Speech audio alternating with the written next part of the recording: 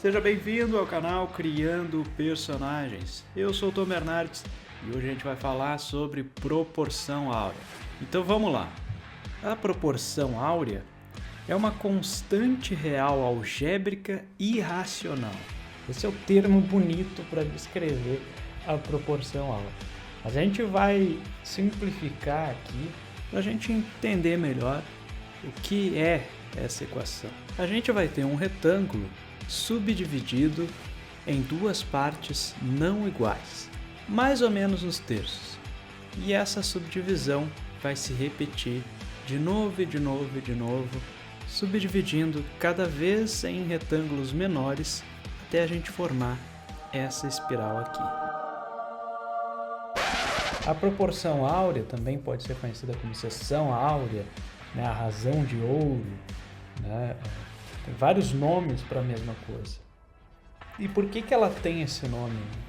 O que acontece é que essa proporção áurea ela foi considerada uma espiral perfeita, que era muito agradável aos olhos e passou a ser utilizada na arte, design, arquitetura, etc. Só que essa proporção também é observada em muitas coisas que a gente encontra na natureza, inclusive no nosso próprio corpo. Você pode observar no seu dedo aí. Se você olhar o seu dedo, você vai ver que você pega o tamanho total do seu dedo, ele é subdividido, né, mais ou menos nos terços, cada falange é subdividido nesses terços. E os exemplos são infinitos, né, de como essa razão é encontrada na natureza.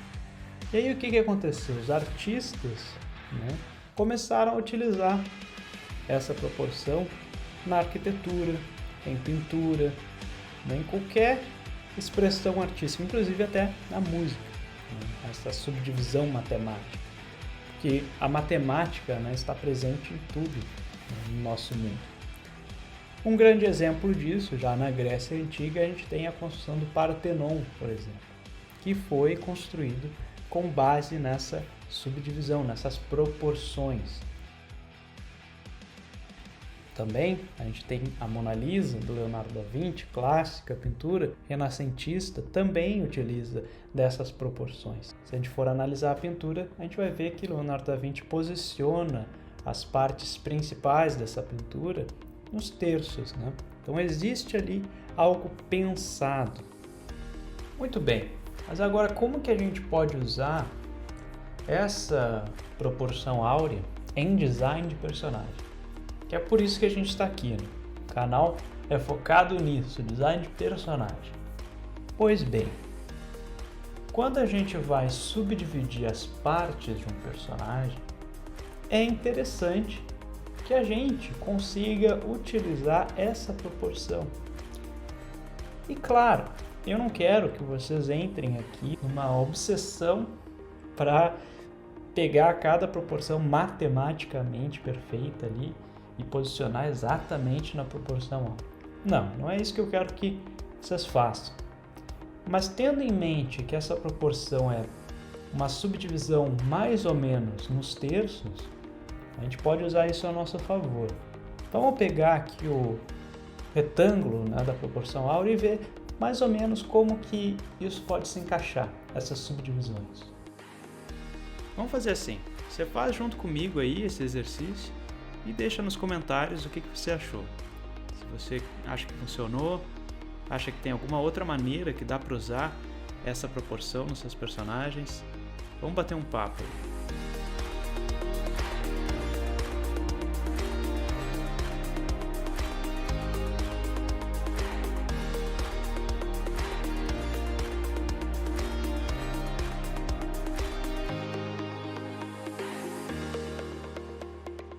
Pois bem, a gente tendo em mente que ao dividir nos terços a gente vai ter uma forma mais agradável, já nos ajuda muito na criação de personagem.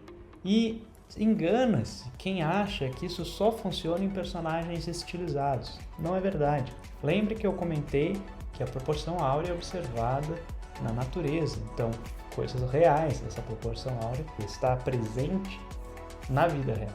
A gente pode usar essa proporção, por exemplo, na subdivisão da roupa do personagem.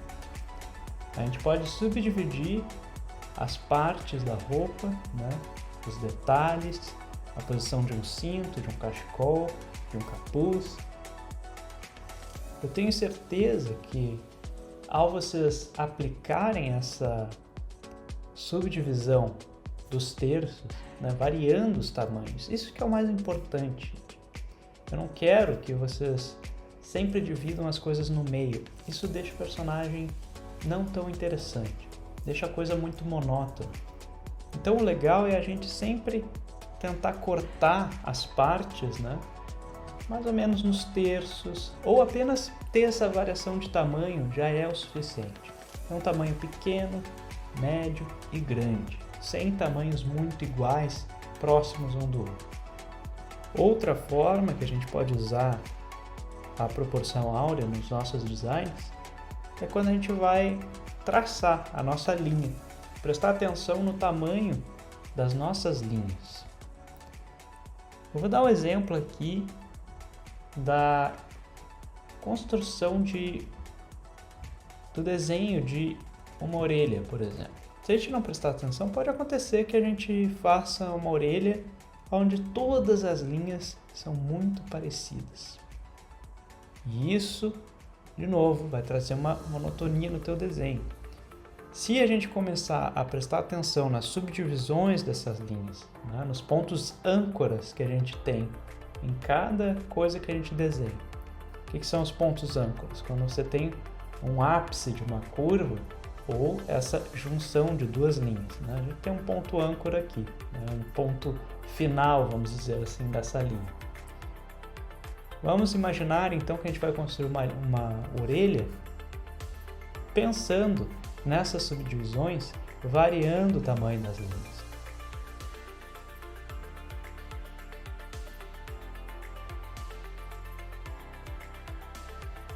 De novo, a gente não vai precisar colocar algo matematicamente perfeito, como na proporção áurea, mas o suficiente para ter essa variação, né? Começar a subdividir essas linhas em tamanhos diferentes e diminuindo elas.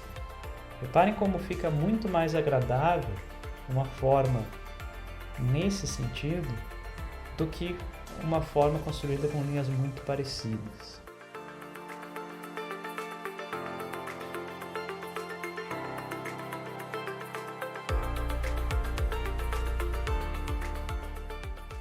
Outros detalhes do personagem também podem utilizar dessa regra. O nariz, por exemplo. O nariz, normalmente, você já vai subdividir em linhas, uma linha grande, né? Uma linha média, outra linha pequena. Aqui no detalhe também do nariz, a gente pode usar essa variação de novo, evitando sempre colocar linhas muito parecidas. Vamos dar uma olhada em outros exemplos aqui, usando narizes, variando as linhas, tomando esse cuidado em como variar as linhas, mas também com narizes mais estilizados ainda, né?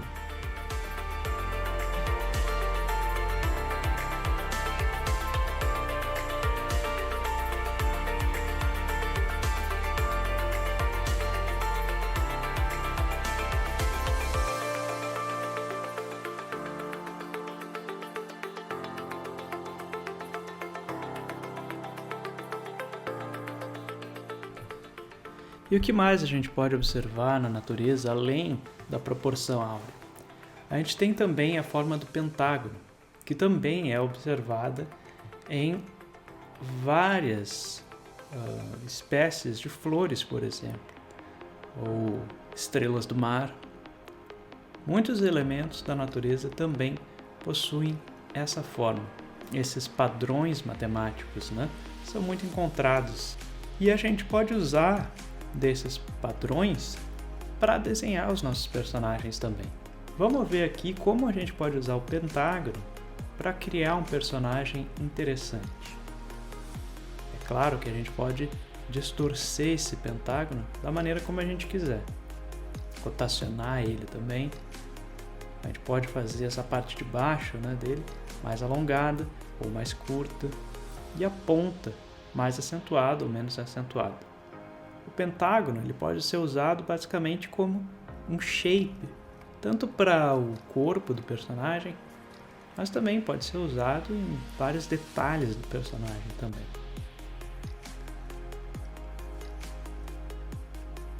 Vale ressaltar aqui, como eu mencionei sobre a proporção áurea, o intuito aqui não é nos limitarmos a essas proporções e passar a usar só elas, né?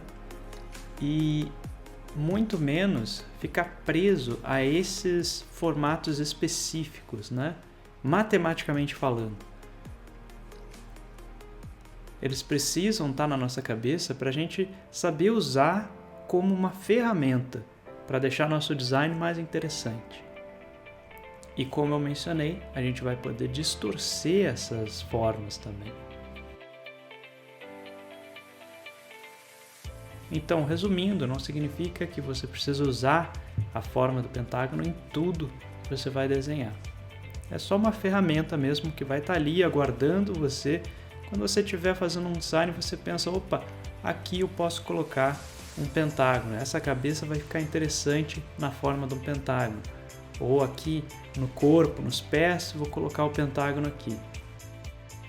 De novo, se você tiver um lápis, um papel na mão aí, tenta fazer alguns personagens com base nessa forma do pentágono e deixa nos comentários aí a sua opinião para eu saber se funcionou, se você curtiu, se você já tinha ouvido falar sobre essa dica.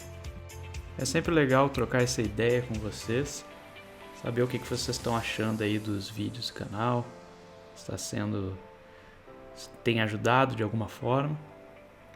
E claro, né, se estiver ajudando, é sempre bom compartilhar com aquele amigo, amiga, artista que está também em busca de conhecimento. Vocês já podem observar que eu vou usar o pentágono não mais na cabeça do personagem, mas na estrutura do corpo, né? Então a parte do tronco aqui, principalmente, na parte do tronco do personagem, coloquei esse pentágono gigante, né, que é reforçado com a cabeça do personagem. A ponta do pentágono está ali na cabeça, as outras extremidades no ombro, né? E a cintura dele representa a base do pentágono. As possibilidades são infinitas, galera. Realmente dá para fazer muita coisa com essa forma. E isso que eu nem distorci muito aqui. Se você começar a distorcer mais o pentágono, você pode encaixar em outras inúmeras formas, né? Outras inúmeras possibilidades.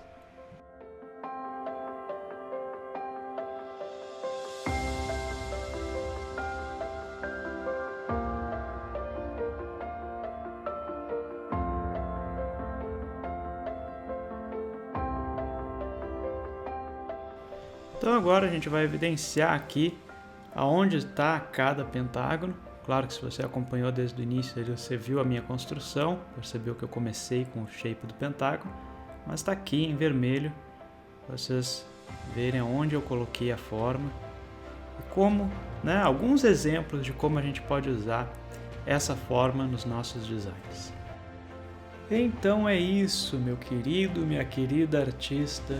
Muito obrigado por assistir mais um vídeo aqui do canal e eu espero, claro, seu like, seu comentário, você compartilhar, para eu estar sempre aqui fazendo um conteúdo de relevância para vocês, tá certo? Um forte abraço e até a próxima! Se você ainda não reparou, tem um link na descrição desse vídeo ou na bio do Instagram que vai te levar para um vídeo exclusivo, inteiramente gratuito, onde eu mostro todo o meu processo de criação de personagem. Do início, do briefing até colocar cor no seu personagem. Então clica no link aí para você não perder esse conteúdo.